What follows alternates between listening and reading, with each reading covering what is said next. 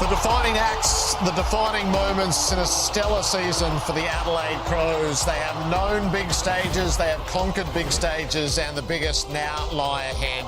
A beautiful fusion of superstar and supporting casts, and now ready for the challenges at hand. They are our minor premiers, rising from 15th last season and perfectly drawn into a qualifying final with Collingwood. Our coaches over the next couple of weeks for Swish Surprise Dad with a personalised video this Father's Day. So our privileged coaching access starts with the coach of the minor premier, Matthew Nicks. Congratulations. Great to have you back on 360. It's great to be on, guys, especially this close to September. It's a huge achievement. In our code, we'd probably play it down a little bit. Did you make something of it at the end of the home and away journey? Oh, we did, yeah. We took a little bit of time to acknowledge, the achievement, but also then the reality of we're at the starting line now. So, all that work, we wanted to acknowledge the way we'd been able to focus from week to week and get ourselves now into a position. And I think we acknowledge it's not easy to position yourself where we have. So, let's enjoy that, but also understand now the work's ahead of us. And for you, Matty, did you give yourself a little moment of reflection as you come in as the rebuild coach? No, definitely not. You'd like to think that this break, it's interesting because when we speak, you'll probably have me quoted as earlier saying I don't like the week off before the finals, but now that we've arrived here and even with the record coming in, we've been able to win a number of games in a row and momentum's with us, but I think we'll benefit. I think we actually look forward to this week to re-energise ourselves.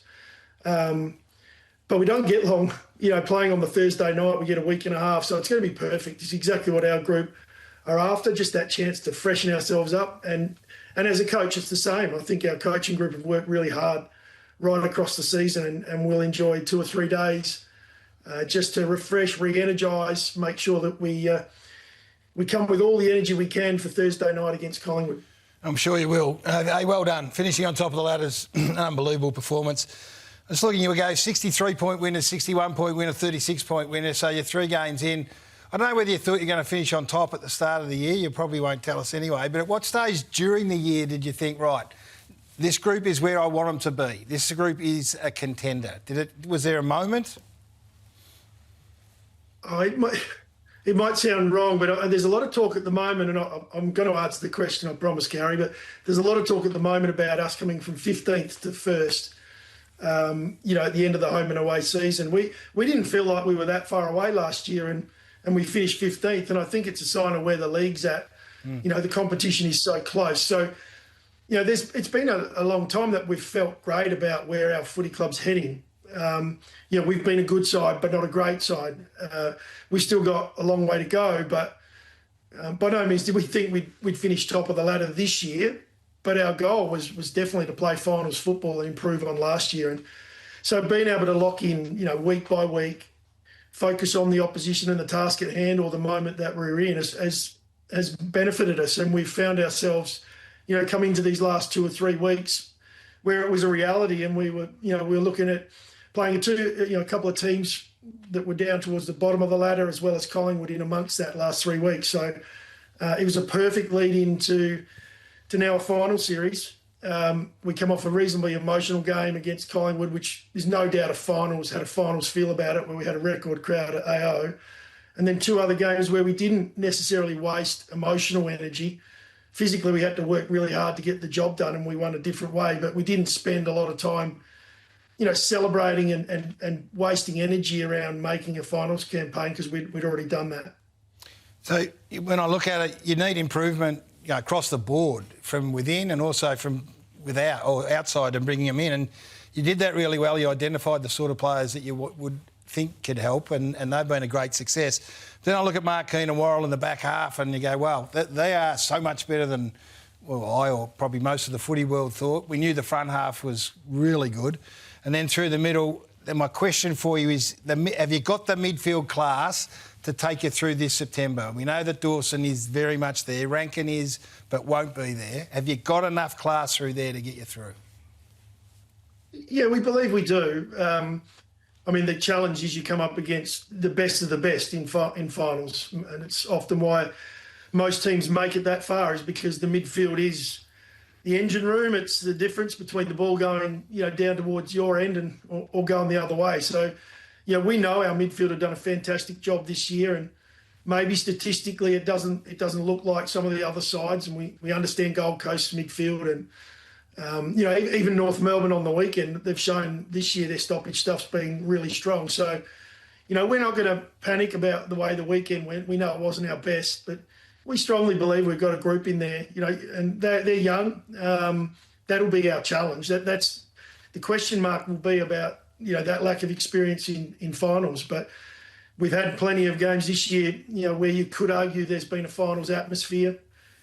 We're not going to know until we get into Thursday night against Collingwood, but I'm not sure it's possible to actually get more people into the stadium for this game coming up, because I think we might have actually gone over capacity last time. So, and I'd say there's probably going to be a fair bit of emotion around this Thursday night as well. So we'll see how that plays out.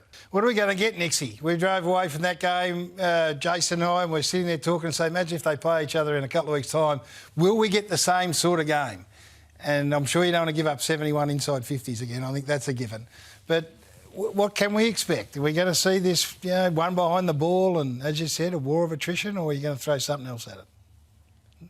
Yeah, it's ironic, isn't it, guys? We happen to be playing each other again. Who'd have thought, eh? Yeah. Who'd have thought after what played out? Look, who knows what sort of game it'll be. I've got no doubt they'll have some things in place. They've been very consistent with the way they play, and the reason for that is they've been so successful over such a long period of time. They back themselves in. Craig's always spoken that way, and I've admired the way he coached from afar.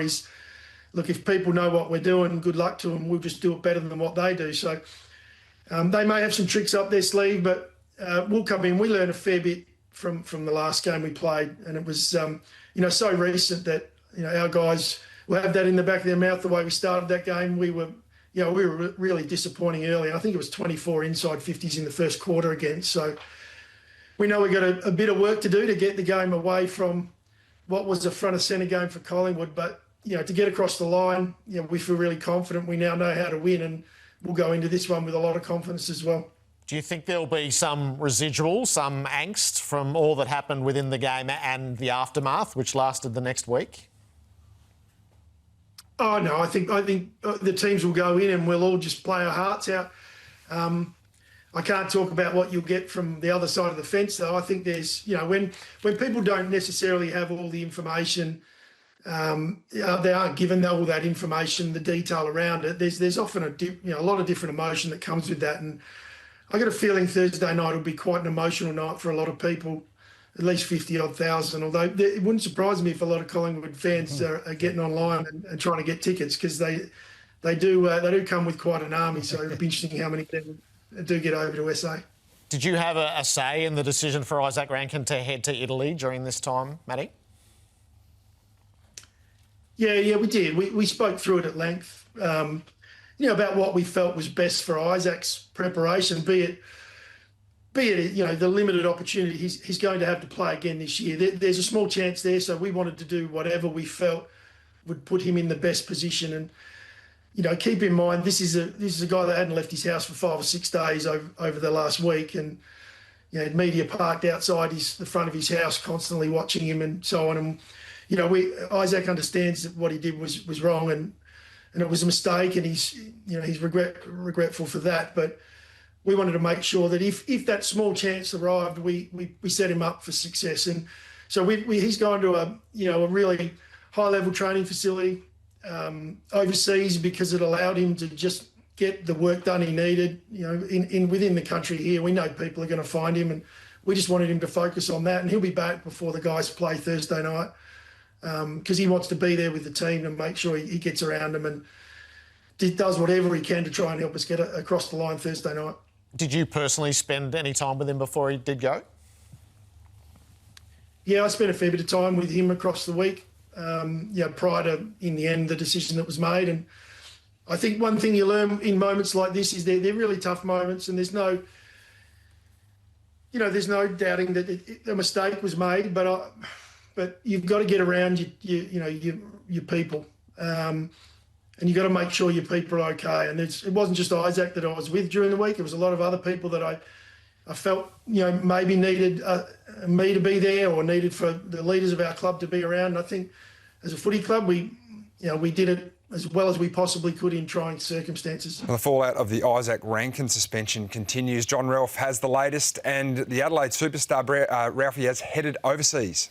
Hello, guys. Yeah, so Adelaide knows the optics of him fleeing overseas for a training camp are ordinary, but they've done so for two reasons. They know that anywhere he trains within Australia in the next week or two, he will be followed by that same media glare he's desperate to try and avoid. He wants a circuit breaker, and they're also keen to avoid his circus and what would be with him training with the football club as they try and lock in on a massive clash next Friday against Collingwood. He's linked up with the connection of fitness boss Darren Burgess, who has those EPL links, and so this is a club that has 3 live sides. They're very keen not to have to take a member of their staff across to train with him. So this qualifying final is a powder keg waiting to explode. We revealed last Tuesday night that Dan Houston warned Rankin he'd go off on a stretcher, having knocked him out the previous showdown. Now, the Collingwood camp then made clear it was not Rankin's first homophobic slur across a couple of years. My understanding is there will be a major boost of security at Adelaide Oval. Now, Adelaide Oval is refusing to comment on its security provisions tonight. The AFL says it will take all precautions necessary. The Collingwood player who was involved in that Rankin slur, who was not Houston, was targeted by a member of the public in the ground at the MCG on Friday night. So this game has the potential to go absolutely feral, with thousands of Collingwood fans going across for that game, and the authorities are well aware of it. Boys, this has descended into a little bit of chaos, really, off the back of this. And Friday night to hear that something else has followed up again after the incident. That was in front of us. We were in the second level Betty Cuthbert's end, and I could see there was a lot of commotion where there was a lot of upset fans in that particular bay, just outside the President's function. Security were involved, the police got involved, and then, I don't know what happened after that, but there was some really concerned members of the... Should the AFL be worried about this? Because things have bubbled over at Adelaide Oval before.